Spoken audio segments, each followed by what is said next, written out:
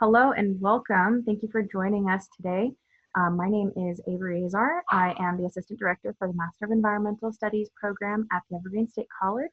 I use she, her pronouns, and joining me today for our virtual recorded info session is Chris and Sam. Chris, would you like to introduce yourself really quick? Yeah, hi, I'm Chris Hill. I use they, them as my pronouns, and I'm here for communication and outreach, as well as a second year student on the 3-year track in the MES program. And my name is Sam Nanetti, and I use she, her pronouns, and I am the MES program assistant and your one-stop shop to the work blog. Awesome, thank you. So we're just going to get started with our info session with a land acknowledgement. So the Evergreen State College sits on the traditional lands of the Medicine Creek Treaty tribes, which include the Squaxin Island tribe, the Nisqually Indian tribe, and the Puyallup tribe of Indians. The 1854 treaty ceding these lands is still in dispute. All who are not Salish people are visitors here. With this awareness, we pay respect to elders past and present of the Medicine Creek Treaty tribes and to all Native people of this land. In this program, we strive to do this by continually learning from Indigenous peoples and including Indigenous past and presents and futures as a part of our curriculum and instruction. So in MES, we are a very well-established program. We actually started our 36th year this year. Upon the recording of this information session, we are into our 2020-2021 academic year. So we have our 2020 MES cohort with us, as well as our 2019 and students from our 2018 cohort who are on the 3-year track, finishing up this year. We are an interdisciplinary environmental studies program. So what this means is our program centers around, especially in the core curriculum, on integrating student knowledge base for social sciences, natural sciences, policy, and traditional ecological knowledge, traditional ways of knowing. And so what students are experiencing when they're in our program is a team-taught classroom environment where we have faculty members who are teaching in teams of 3 coming from their various disciplines and backgrounds and expertise. And they are really creating a well-rounded curriculum on environmental studies for the students to focus on. So oftentimes students are learning about how different disciplines in environmental fields interact with each other and how sciences and social sciences, humanities, policy is actually all interwoven and interconnected and not, they don't often exist in silos in the professional world. So this is a really wonderful opportunity for students to engage with multidisciplinarity and to become well-versed in multiple disciplinary jargon and material. So this has really allowed us to offer admissions to any student coming from any background. So we do not have a restriction for who may apply coming from any type of academic or professional background.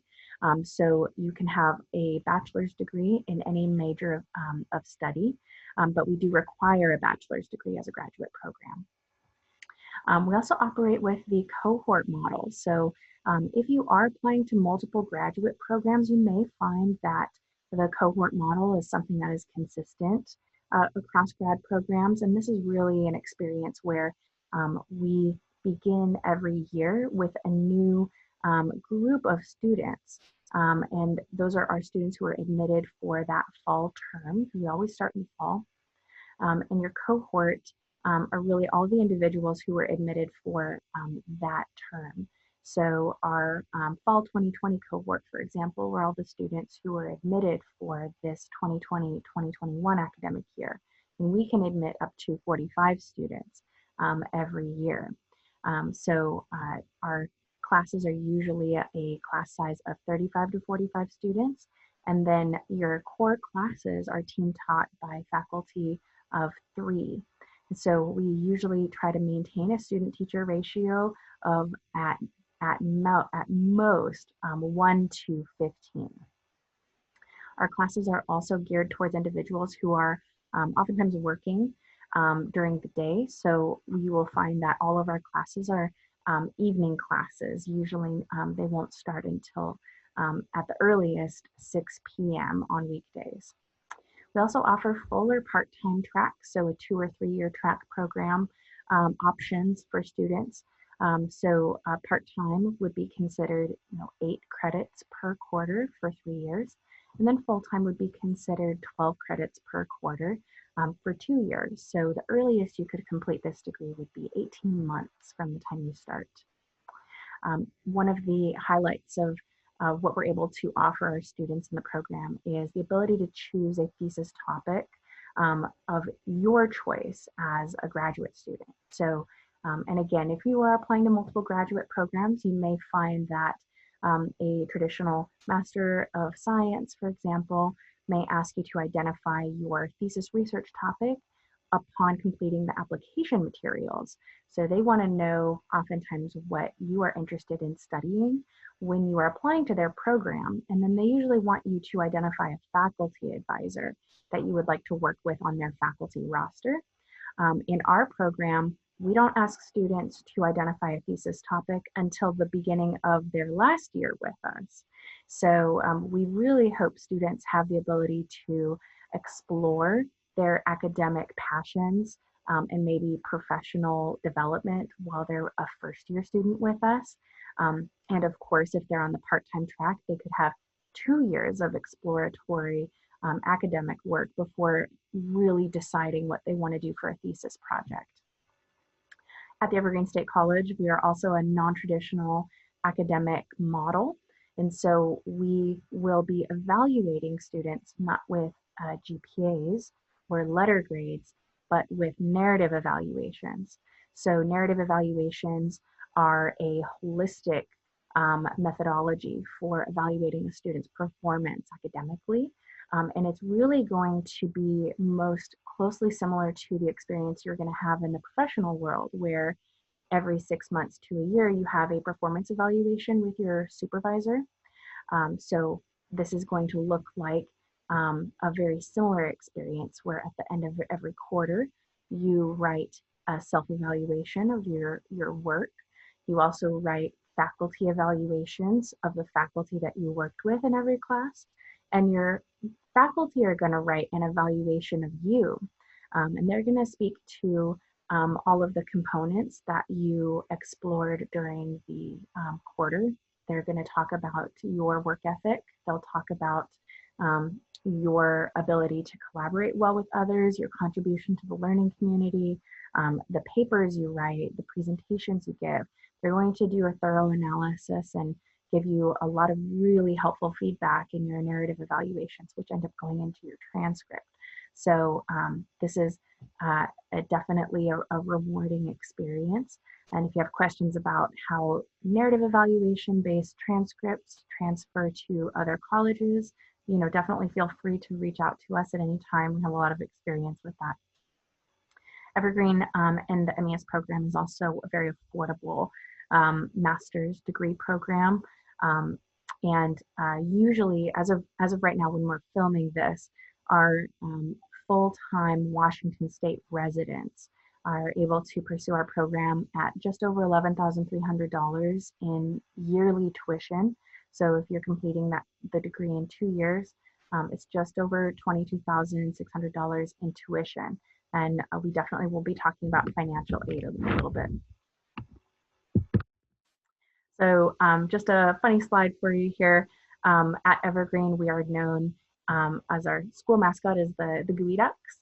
So a Gooey Duck is the world's largest burrowing clam, for those of you that may not know what a Gooey Duck is. And the Gooey Duck comes from the Lushootseed word meaning dig deep. And so we always say that at Evergreen, our students are really incredibly passionate and innovative, and they dig deep to find meaningful answers to very complex, wicked problems. We believe that we have the best fight song. It's really hilarious.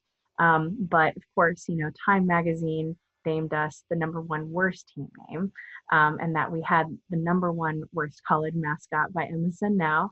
BuzzFeed said we were at #2 weirdest college mascot. And so, just some funny, quirky things about being a Gooey Duck is, Gooey Ducks are very passionate and very innovative, and love to dig deep to find solutions for global problems and to be leaders. So being a Gooey Duck is a wonderful thing. And we're also very quirky, so we would love to have you as a part of our quirky family. At Evergreen, we have an interdisciplinary approach to education. We value collaboration across disciplines, which you're going to often see in that team teaching environment where your faculty are teaching across their disciplines, right? And coming together to give you a very comprehensive and well-rounded academic experience. We also will oftentimes ask students in that first year especially to perform interdisciplinary group project work, to work collaboratively with your fellow cohort members, and to learn not only from the material you're studying, but from each other. And this also happens in seminar discussions. So that student-centered learning piece is really important because as students, you have the ability to tailor your academic experience to meet your needs. You also have opportunity to, learn from other students in the program who have a wonderful wealth of experiences. And so seminar discussions are a great moment to take time to learn about the weekly readings by talking about them in group circle, and hear feedback from your fellow cohort members and your faculty about what they perceive from the readings, just to unpack that material. We also love hands-on learning opportunities. And the word you'll hear a lot at Evergreen is experiential learning. So we do this through field trips, through workshops.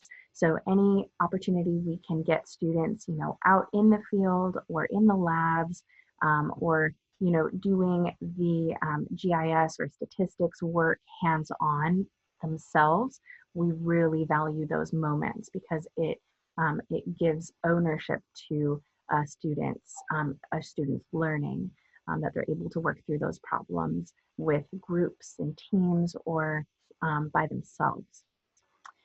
We also, again, will value that original research moment. So this is really embodied in the thesis process in our program, where a student is picking a topic that is beneficial for their learning and for their professional development, and really pursuing it in a self-driven, independent research process that they pursue over the course of a year. So the thesis is a fantastic moment to explore original research and to gain that type of experience that is very self-driven and independently led. And then, of course, we love to encourage student leadership in our program. So if you are interested in joining the Master of Environmental Studies Association, which is our student club, MESA has many opportunities for collaboration, for professional development funding, but they also put on the Rachel Carson Forum every year. And this is a forum, a speaker series that has been going on for over 30 years. And you as a student can be a part of MESA in bringing in a guest speaker to talk about that year's theme and lead discussion. And usually it's held in Rachel Carson's honor. Rachel Carson was a writer and environmental activist who spoke out against DDT. So in her honor, we definitely will be hosting the Rachel Carson Forum annually as we continue that tradition. I just have a couple of photos for you about just highlighting some of those experiential learning moments. Typically, we love to take students on a first year field trip around the Olympic Peninsula to center students around the Pacific Northwest literature that they'll learn in the first year. And so one of the main topics of focus in the first year program is the Elwha Dam Restoration Project. So this is one of the largest dam removal projects in the nation. And this was a massive undertaking that needed to be carried out with the collaborative efforts of Washington state agencies and tribal nations like the Makah tribe. And so students were able to learn about this restoration project through the texts, discuss it in seminar, and then we also were able to take them up around the peninsula and show them the landscape and how it was impacted by the dam and the way it looks now that the dam has been removed. And the plants and animals have rebounded a lot faster than many folks previously thought they would. Another field trip we were able to take students on, which is part of our first year 3 to 4 day field trip experience, was the Pac Experimental Forest field trip. So this was another fantastic example of students learning in the classroom about the different forest stand types. And then in the field trip, we were able to take them to one of the old growth forests in Washington state, which is Pac. So the students were able to see, driving into Pac, the different forest stand types that are in Washington state, such as Douglas fir stand types and monocultures left over from logging practices, as well as some younger forest stand types, and the juxtaposition when they were able to see Pac and see how different the ecosystem was. So that really made that experience more relevant for students.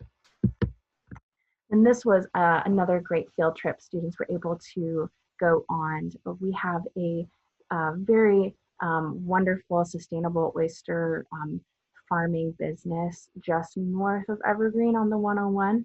And students were able to get a tour of Taylor Shellfish Oyster Farm and go out on their boats and hear from the individuals who do this work on a regular basis, ask questions about their work.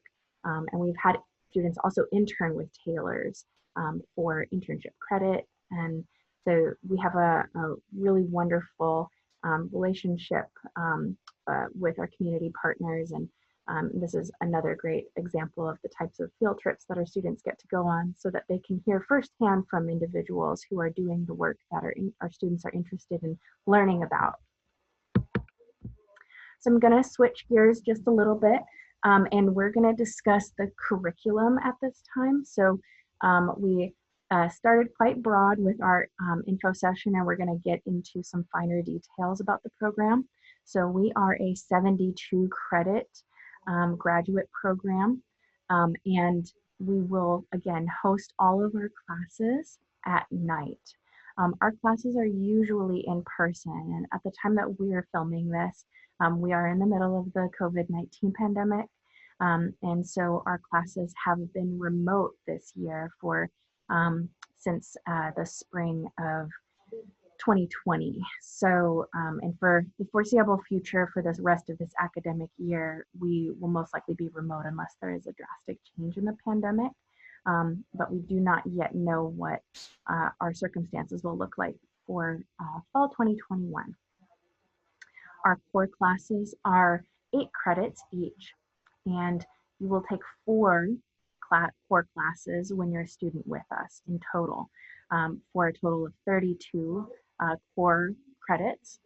And those classes will be held on Tuesday and Thursday evenings from 6 to 10 p.m. for a total of 8 credit hours per week for 10 weeks. Your elective classes are hosted in our program on Mondays or Wednesday evenings from 6 to 10 p.m. So it really just depends on the elective that you choose every quarter if you're a full-time student. So you could pursue a class on Monday and then have your core class on Tuesday and Thursday, or you could have class on Wednesday as an elective, and you would have class Tuesday, Wednesday, Thursday if you're a full-time student. Each elective class is 4 credits. So a full-time student will take 12 credits every quarter. Part-time students will take 8. So if you are on the 3-year track, you don't have to take electives until your 2nd year. But if you're a full-time student on the 2-year track, then you're going to want to take a core class and an elective every quarter. Electives are very flexible. This is a really good opportunity to tailor your academic experiences with us in the program. So of your 24 elective credits, we require that 8 are MES electives. And then you can pursue internships, independent learning contracts, Master of Public Administration courses, and you can also transfer in 8 elective credits to comprise your total 24 credits. And then finally, in our program, you will finish off with 16 thesis credits, and this will complete your 72 credits to earn the MES degree. I'm going to hand it over to Chris, who is going to talk about our first year core sequence and their experience with the first year core sequence. Yeah, so the first year core sequence, both 2-year and 3-year track students will all be taking these. And the learning is really focused from broad to narrow, with a lot of opportunities to tailor projects around your specific interests and expertise. So the fall term is going to be conceptualizing our regional environment. And in this term, you'll be focusing primarily on social and natural science concepts, including indigenous science and traditional ecological knowledge. And you'll have an opportunity to work on an interdisciplinary group project where you focus on a topic of your interest with other folks in your cohort who all range from different backgrounds and expertise to develop a policy together. In the winter time, in ecological and social sustainability, this really focuses on key points for ecological studies, so kind of natural and social science communication and concepts. And in this term, you'll also be completing your candidacy paper. Well, here again, you'll get to tailor a topic of your interest kind of as preparation for your thesis design later down the line. And then in springtime, after you make your candidacy, you'll be taking research design and quantitative methods. And this is really the practical application of statistical knowledge. And you'll also have the opportunity in this term to either do a group experimental and analysis project, or you can push on to doing your mini thesis prospectus, again, another preparation for your final thesis research. Also, we have opportunities with a thesis idea fair, which is where community organizations and state agencies who have research projects that they're working on offer an opportunity for students to join them to possibly work their thesis idea around. And then also you have the opportunity to take electives and internships if you're specifically on the 2-year track. And there's an opportunity to take MPA electives as well. So it's very cross-disciplinary with opportunities to learn outside of even just MES. Awesome. Thank you, Chris. So like Chris is talking about, you have, as a full-time student, you can take electives and internships at the same time that you're pursuing your core classes. But if you're a part-time student, you're just actually pursuing your first year core sequence, which are these 3 classes that you see here in your first year, because they're 8 credits each. So then in your second year, you then can pursue 2 electives for a total of 8 credits a quarter in your second year. So that by the time you reach your 3rd year, which is going to involve your second year core sequence, you are able to just focus on thesis. And that can be really helpful for some students. So it really just depends on your preference personally. So if you are someone who feels like they would like to have time to focus on other things outside of thesis, then pursuing full-time caseload can be really beneficial. So that's something that you can discuss with us personally. So in the fall of your final year with us, you're going to pursue case studies and thesis design. And this is going to be really the quarter that sets you up for success in developing your thesis project and your thesis prospectus. The thesis prospectus is your project proposal, and this is what you submit to your faculty. Your faculty then review your project and your timeline, the methods that you plan to use, and then they actually assign you your faculty reader or advisor. So you do not need to request or find your own advisor in our program. We assign one to you. And then you work closely with your faculty advisor in the winter and spring of your final year in our program. And you are no longer consistently meeting with your cohort at that time. So our students who are on the 2 or 3 year track right now, they are only meeting for thesis workshop periodically. So a lot of their work that they're doing is very independent. So by the end of spring quarter, they're going to present their original thesis research project in a public presentation, and then they'll submit their final thesis document before they graduate. And again, if you are on the full-time track, you're pursuing electives and internships with every single quarter that you're pursuing either thesis credits or a core class. Or if you are on the part-time track, then you're just focusing on thesis at this time. We have many different types of sample elective offerings in our program, and they really range from social sciences and natural sciences topics. And we really try to keep a balance every quarter so that we can offer students a range of disciplines in environmental studies. And so consistently, we do offer wildlife conservation and biology, as well as energy regimes and environmental justice topics. Restoration ecology and fire ecology is also very popular. Sustainability studies, urban ecology. I think our most popular elective class is our GIS sequence. So that's going to be Geographic Information Systems. This is mapping software, and some of you may be familiar with this software, but this is an absolutely fantastic professional development tool for a lot of students that have really given our students a leg up in the job market upon graduation. And we're very fortunate. We have an amazing faculty member, Mike Ruth, who teaches our GIS sequence.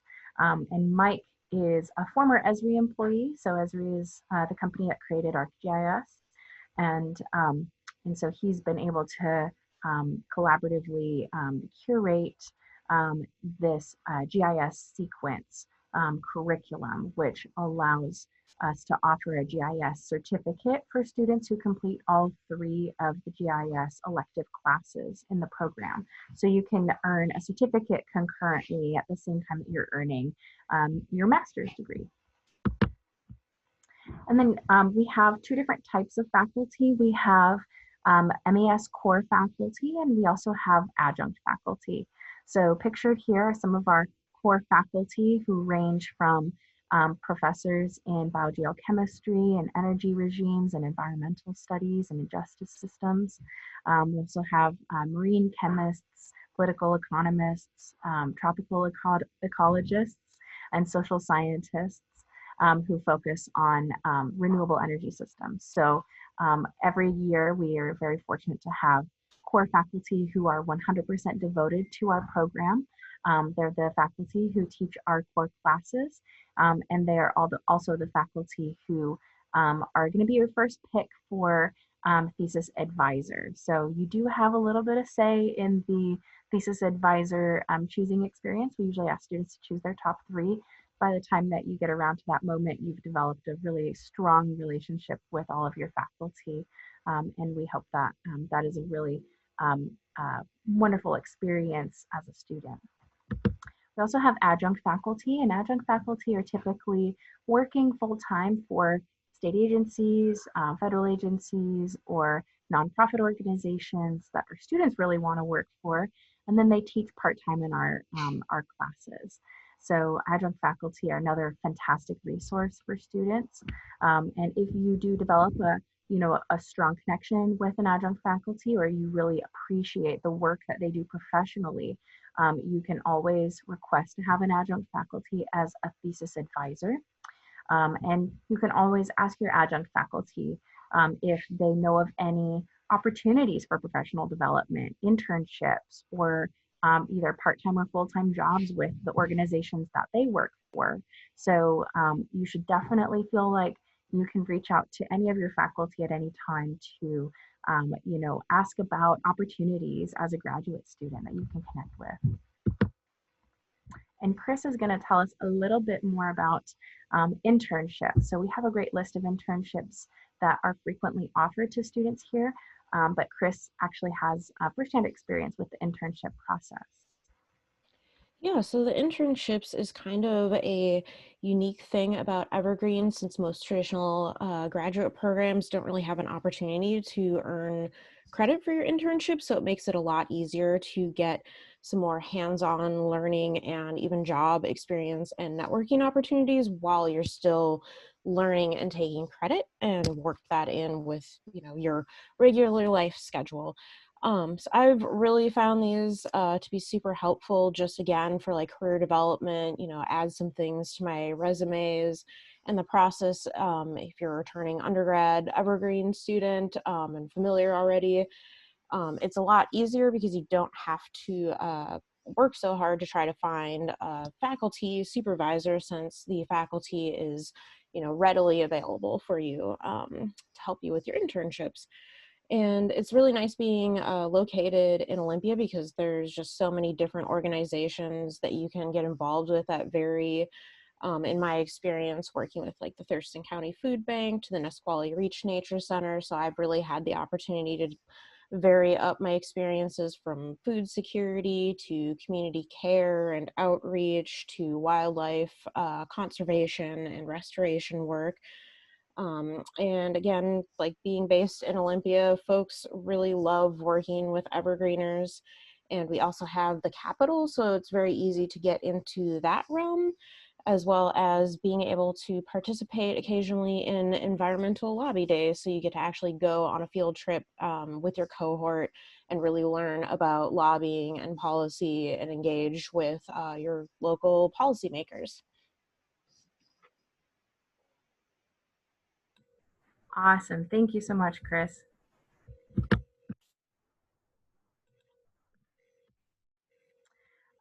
After MES, when students have, really focused a lot of their energies on the thesis process, have focused energies towards internships and gaining hands-on experience, and have really had the opportunity to explore a breadth and depth of and a true range of environmental topics and disciplines, our students often go into environmental management positions.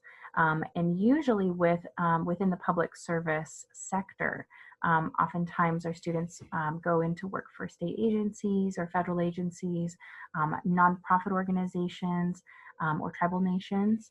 And so our students are really focused on integrating the knowledge that they gain from the program into the work that they do. So they will really be frequently in positions that offer them opportunities to engage in and communicating across significant differences, to breaking down barriers to communication, and to helping really forward positive environmental change overall.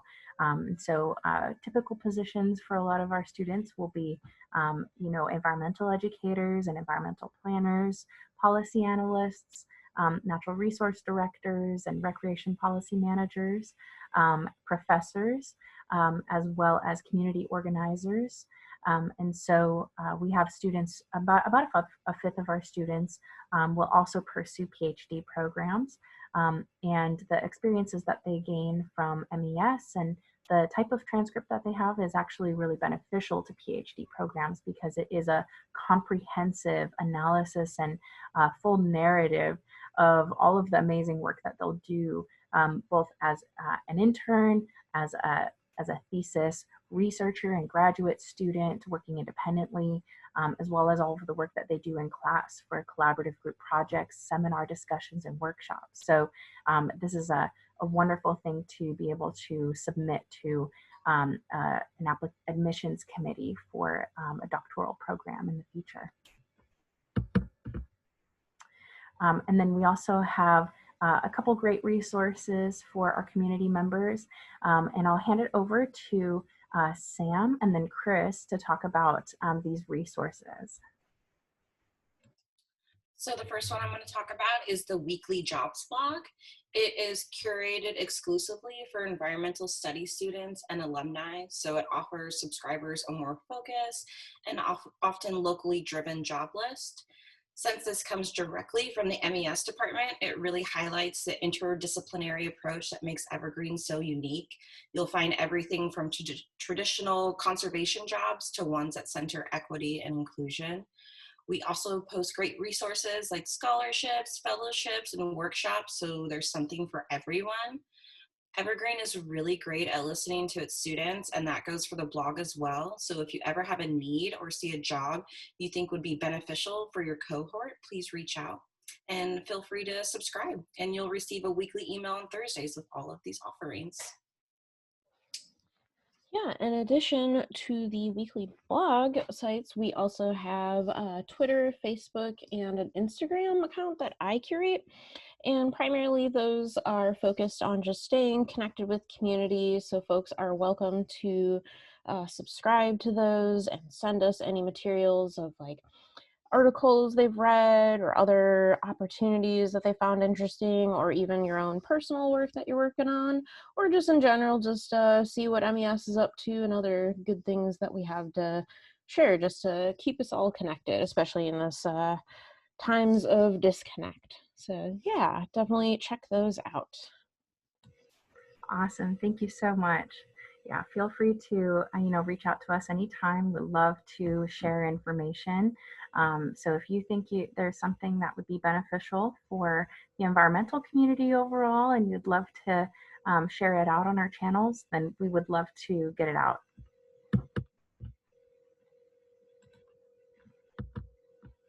So I'm just going to go over some of the admissions requirements for our program.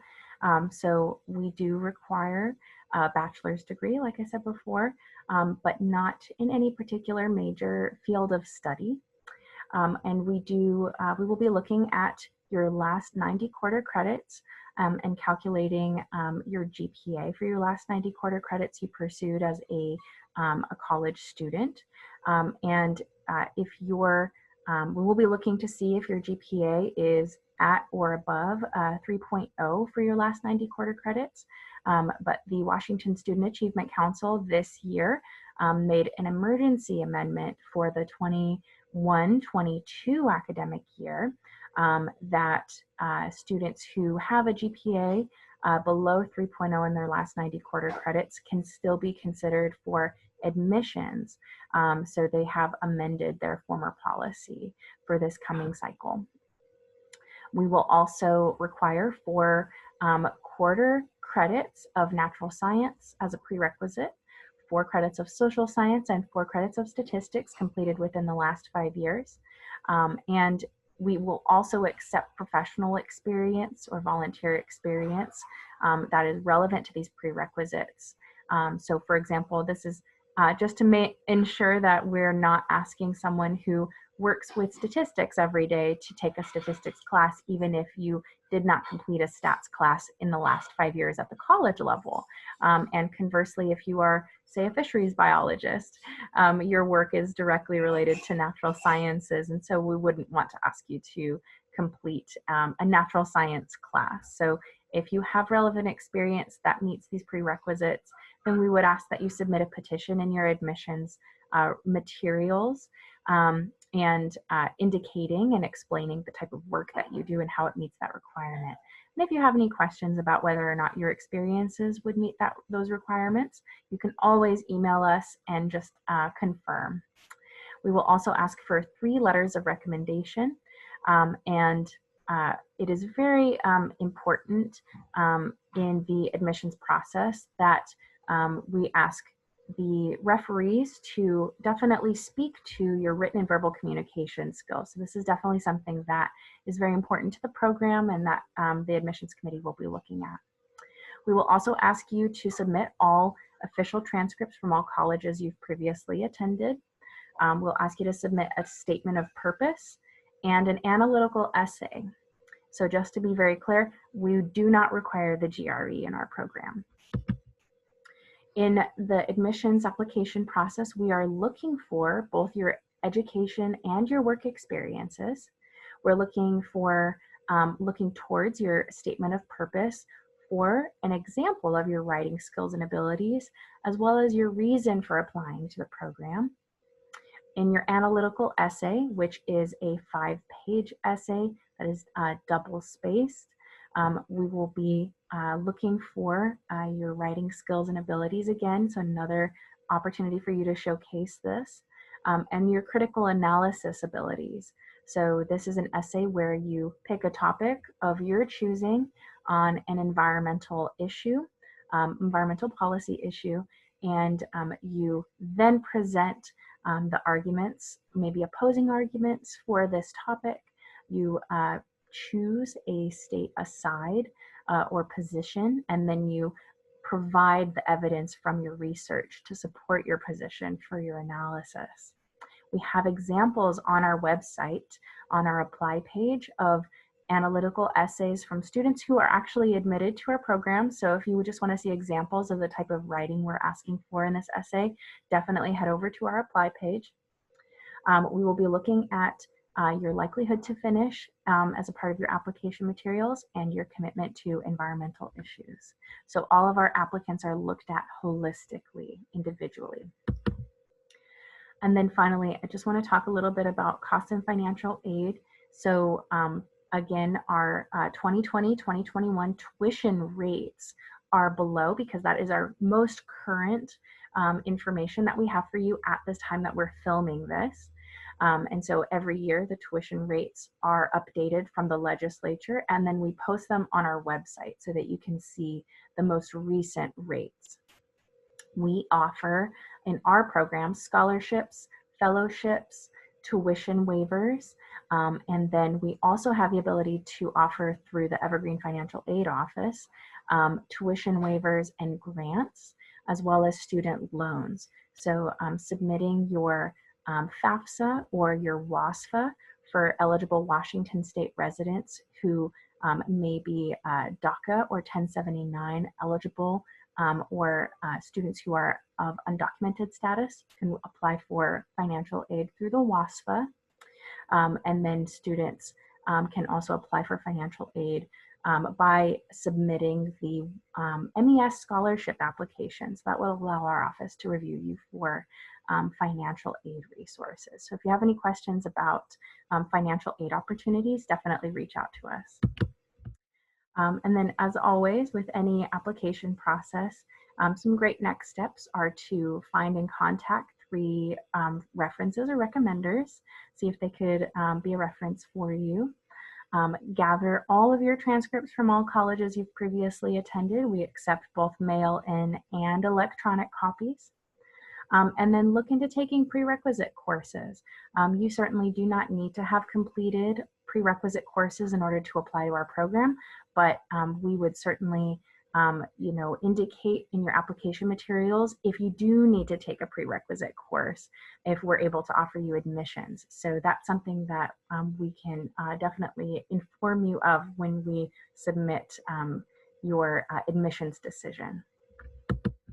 And then my information is right here. So please feel free to call or email me at any time, Monday through Friday.